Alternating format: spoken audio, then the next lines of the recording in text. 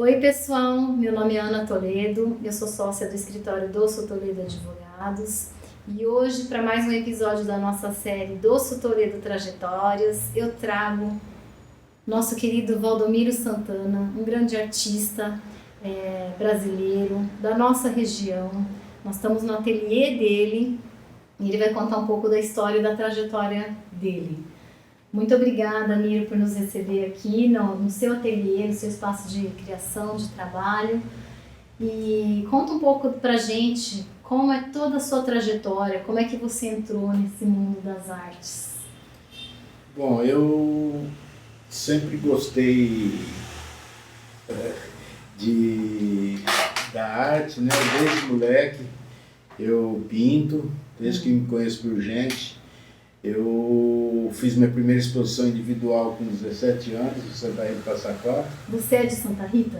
Sou de Itápolis, mas... Ah, você é de Itápolis. Mas moro em Santa Rita desde criancinha. E aí eu fiz uma exposição no Festival Zequim de Abreu. Depois, com 17 anos e meio, eu fui para São Paulo fazer a Faculdade de Belas Artes. E como é que foi, assim, na sua família, ter um artista tão jovem? Como é que foi o impacto, né? Como é que eles perceberam esse talento seu, essa... Então, naquela época, eu estou falando de 40 anos, 50 anos atrás, era muito difícil. As pessoas estranhavam, principalmente numa cidade pequena, né? Fazer faculdade de artes era uma coisa assim muito inusitada. Mas meus pais sempre me apoiaram. Aí eu fui para São Paulo e, recém-formado, eu prestei um concurso para a Universidade Estadual de Londrina. Trabalhei lá por 6 anos. Depois saí, fui trabalhar na Secretaria de Cultura do Estado de São Paulo. Lá em Londrina, em que área que você atuava? Faculdade de Arte e Arquitetura. Você dava aula? Dava aula. Ah. E aí fui para a Secretaria de Cultura do Estado aqui em São Paulo, fiquei 15 anos. Aí resolvi deixar tudo. Essa época que você ficou na Secretaria de Estado foi de que ano a que ano, mais ou menos? Que época que era? Para a gente ter uma ideia. De 80 a 95. De 80 a 95. Então você pegou o fim do regime militar. Sim. E a democratização até o governo Fernando Henrique, né? Era 95. No estado de São Paulo. Na UEL eu peguei o governo militar.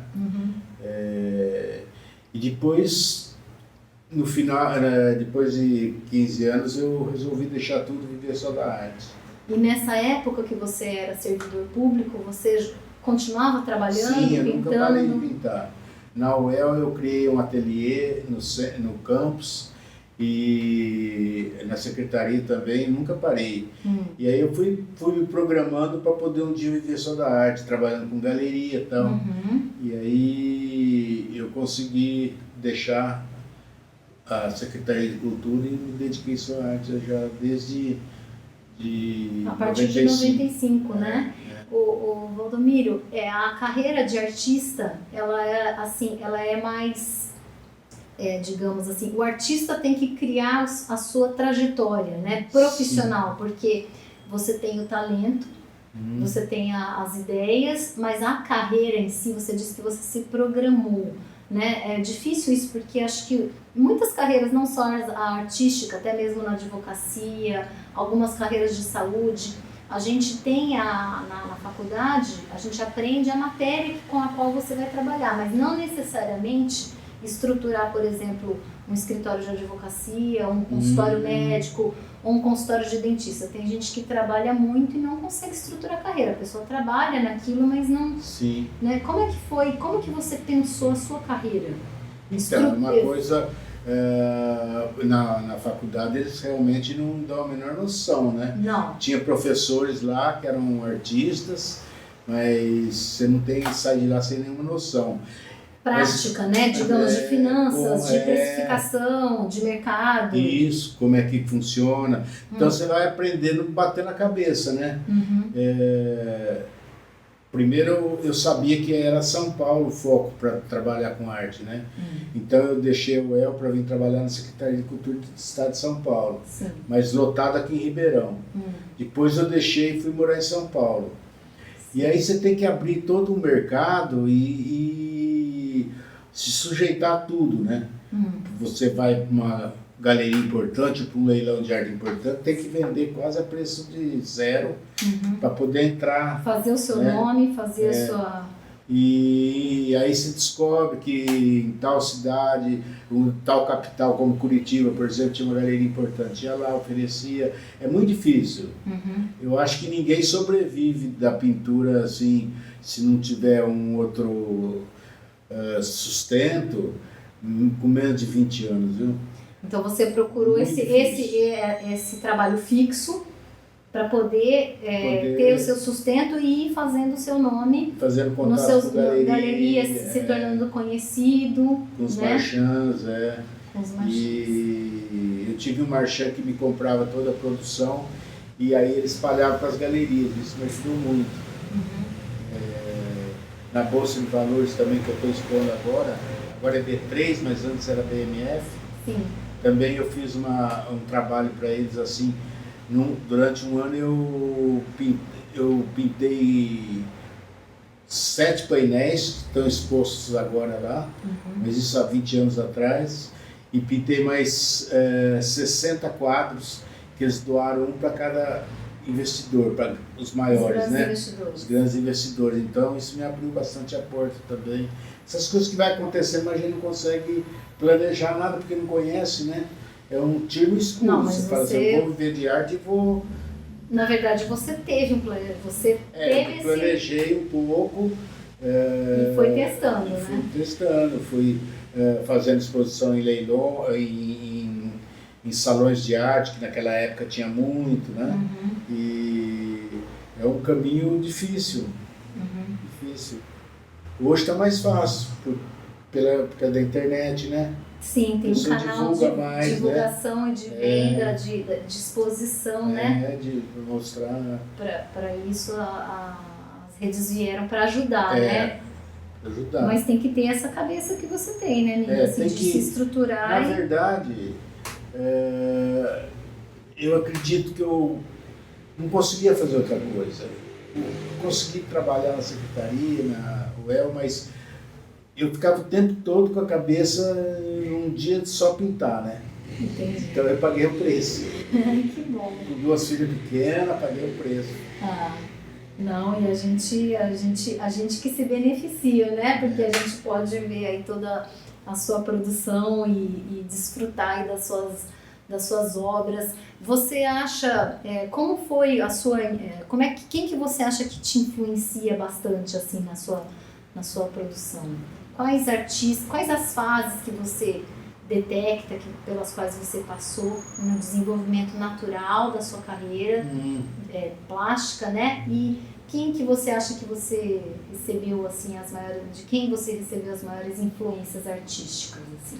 Olha, o começo foi o Portinari, sem dúvida. Eu comecei copiando algumas coisas do Portinari, depois pelo fato dele ser de Brodowski, eu vi no museu dele, isso me influenciou muito.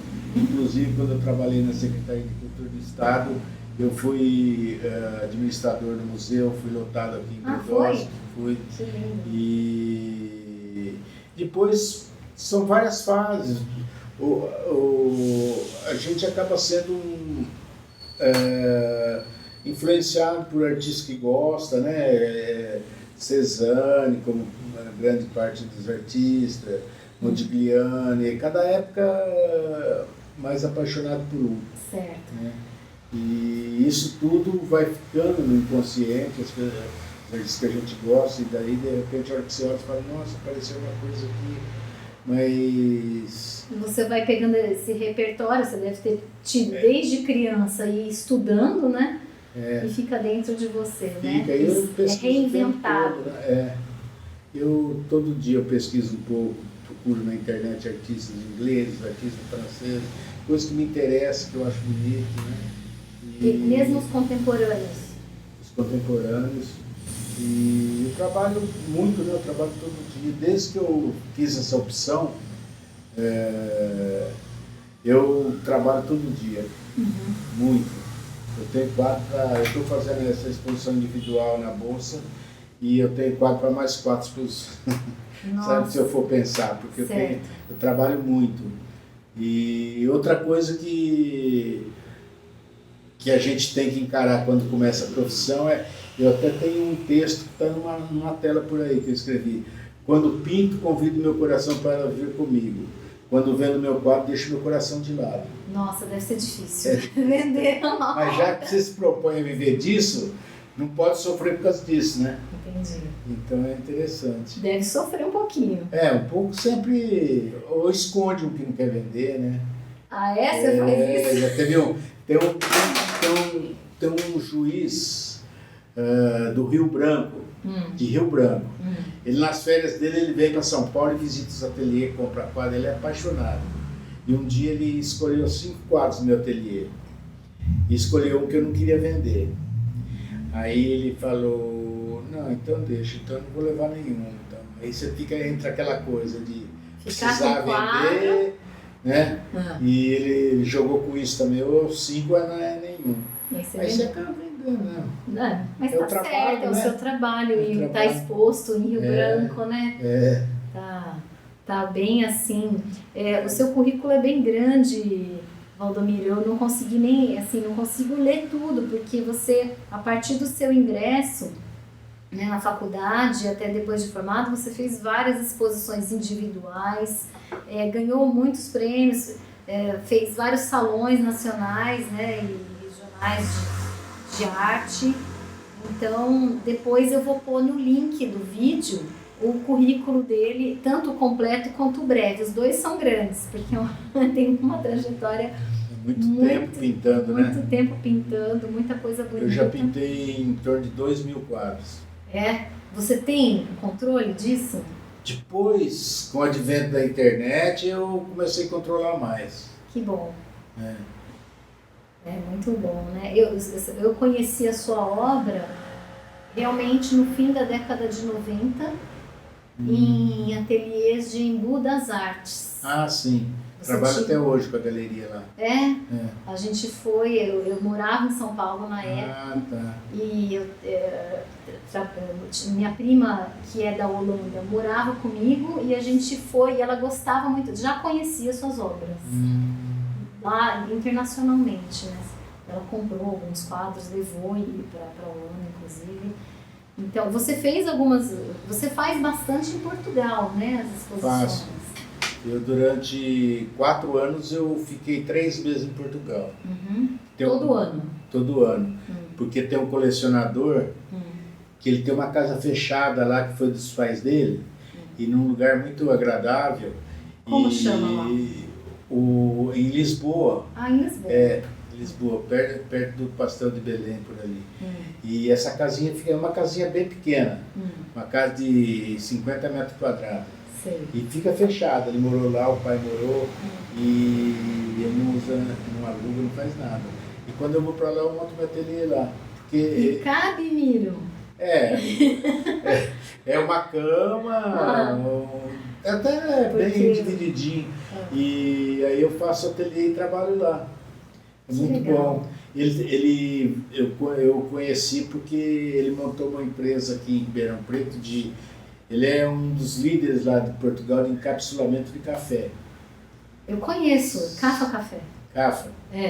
Nós abrimos a empresa para eles aqui em Ribeirão. Nossa, você conheceu o Oscar, que é o proprietário, e o Nuno, que é o... Olha só, esse mundo é pequeno, hein?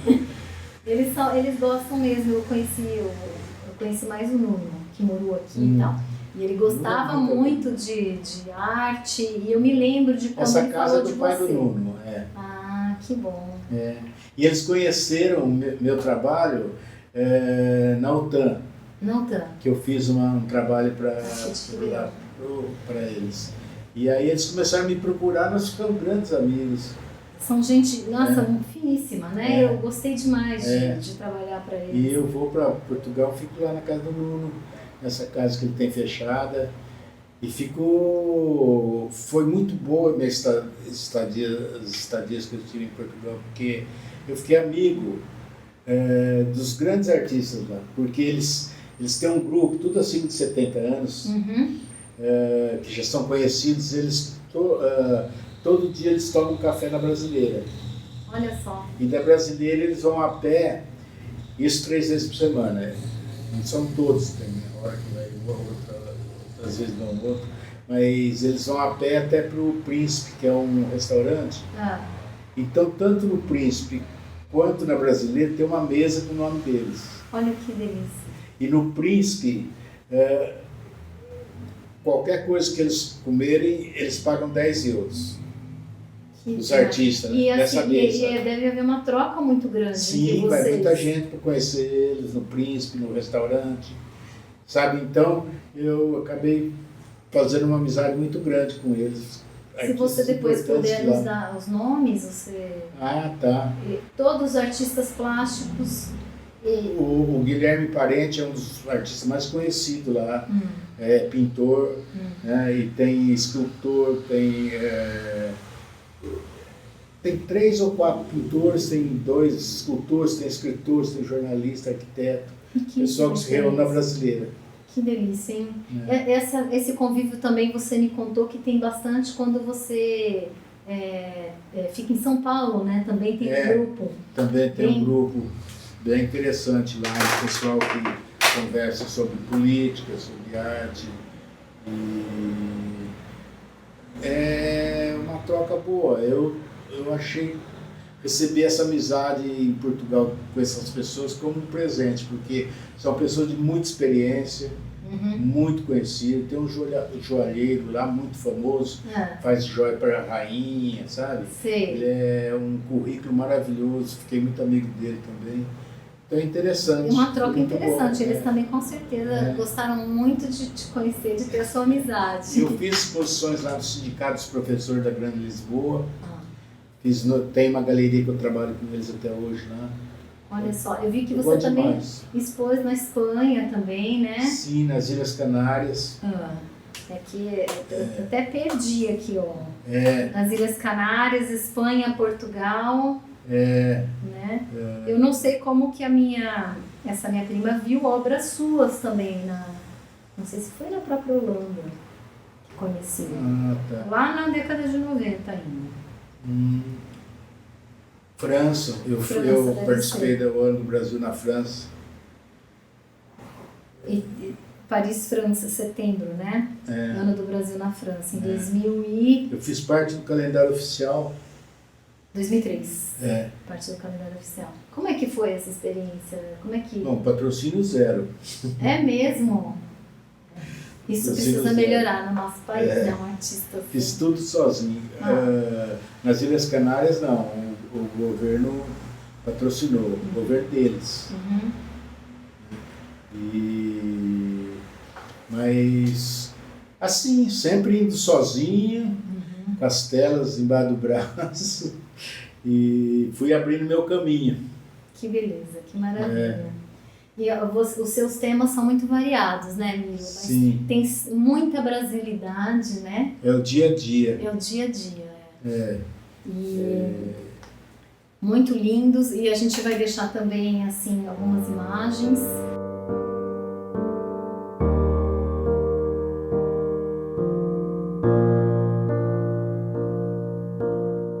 Miro, a gente estava falando das suas obras, né?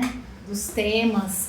São muito variados, assim, mas tem algumas características que o meu olhar vê, né? Não sei se você concorda, que tem muita brasilidade, muito afeto, são coisas muito brasileiras mesmo, do cotidiano, né? Tem alguns quadros que a gente vê também um pouco de surrealismo, né? De uma coisa um pouco, mas nunca totalmente abstrato, né? Não. Eu pinto, tem eu não vou citar porque eu estou em dúvida, isso foi o Baudelaire que falou, mas tem um escritor que diz que Pinte seu quintal e torne-se universal, né? Olha só. Então eu pinto muito o meu quintal mesmo, eu pinto o dia a dia, as coisas que me emocionam, me fazem vibrar, mas no fundo é o cotidiano mesmo. Mas que bonito, então todo o seu cotidiano te faz vibrar, né? Isso é muito raro. As pessoas normalmente ficam buscando muito... Né? E a infância, quando eu fazia psicanálise, ela falava que eu devo ter tido uma infância muito boa, porque eu retrato muito minha infância. Olha só, né? E foi boa? Foi boa. Você acha que foi? Completamente diferente da infância de hoje, né? De andar pelo mato. Mas eu sempre já tinha um olhar na infância para a arte, né? Sim, já tinha. E apesar assim, de você, né, ter essa infância de olhar para o mato e tal, você traz a natureza, mas ela é também urbana. Também urbana. Né? Sempre tem, assim, é uma praça, é um olhar do ser humano ali com a natureza, as plantas, as frutas, a luminosidade, né? Tem um texto aqui que você mencionou, que é do professor Dr. Jaime Pinsky, sobre a sua obra, né? Então eu vou ler para a gente, né, fazer um apanhado geral. Ele diz assim, ó, um texto muito bonito. Quem mesmo é que ele lembra? A gente não consegue deixar de perguntar quando vê um quadro de Valdomiro Santana. Mulheres que nos recordam de Cavalcante, garotos que parecem citações de Portinari. Aqui um sonho surreal, a Chagall. Ali, uma geometria picassiana. Contudo, lá está ele, único, especial, com cores discretas, como uma dessas moças pudicas de antigamente. Formas que se definem ou se escondem ao sabor da necessidade da composição. Temas que se repetem como variações de Bach, sempre diferentes na sua semelhança. Valdomiro das festas, dos músicos, das mulatas, das crianças, das brincadeiras de rua, da sensualidade extrema, porque sob as vestes enganosas da descrição, Valdomiro é modesto, sua obra não é. Nossa, muito lindo, né? De arrepiar. É do professor Dr. Jaime Pinsky, é professor historiador da Unicamp. Muito legal, Miro. Muito obrigada por ter compartilhado com a gente a sua trajetória. Eu que agradeço. As suas obras, a gente vai pôr, se você autorizar algumas imagens, né, pra gente pôr. Com certeza. E tem mais alguma coisa que você gostaria de acrescentar? Eu sempre pergunto, né, Miro, eu não sei se na sua carreira, nós trabalhamos no escritório de advocacia. Você acha que o direito contribui em alguma coisa, ou na hora de comercializar, ou na hora de estruturar a carreira, você teve esse suporte ou não teve na parte jurídica? Não tive. Não teve? Não. Eu sempre fui uma iniciativa particular, assim, nunca tive empresa, nada, nunca. Eu sempre tive ateliê e dou aula uma vez por semana. Os seus contratos de venda de marchand foram todos sem a parte jurídica de apoio? Da parte do marchand. Ele tinha? Ele tinha. Não era bem um contrato, era uma ficha de consignação. Entendi. E na ficha diz, ainda até hoje tem, a ficha diz a comissão, sabe? Que ele está com as suas obras, ele que é responsável por cuidar delas, mas são suas, né? Isso. Na verdade vão ser vendidas com... E aí tem uma participação dele. Por isso que o artista precisa trabalhar com muitas galerias, porque para poder viver só disso. Porque a grande maioria tem outro fonte de renda, né? Mas o artista que depende da sua pintura tem que trabalhar com muita galeria, porque não vende num lugar, vende em outro, né? Mas é sempre consignado. Certo. E você também tem direitos da imagem que você cede, né? Para capas de livro. Sim. Tem essa questão também, né? Sim. Então tá bom. Eu queria falar também que meu ateliê aqui é onde eu moro, mas tá todas as minhas obras aqui, onde eu dou aula, e tá aberto a quem quiser conhecer. É a Rua Barão do Amazonas. 2155. Quase esquina com a Avenida Itatiaia. Quase esquina com a Avenida Itatiaia. Você mora aqui, então basta combinar, né, para vir no horário. Fora as exposições aí, que a gente também tem essa da B3, né, que é a Bovespa. Que vai o mês de março inteiro ainda. Em São Paulo, no centro de São Paulo, que a gente também vai colocar o link para divulgação e para vocês conhecerem. Valdomiro, muito obrigada mais uma vez. É um privilégio ter um artista como você aqui na nossa região e um amigo como você para compartilhar essa história tão bonita. Obrigado, igualmente.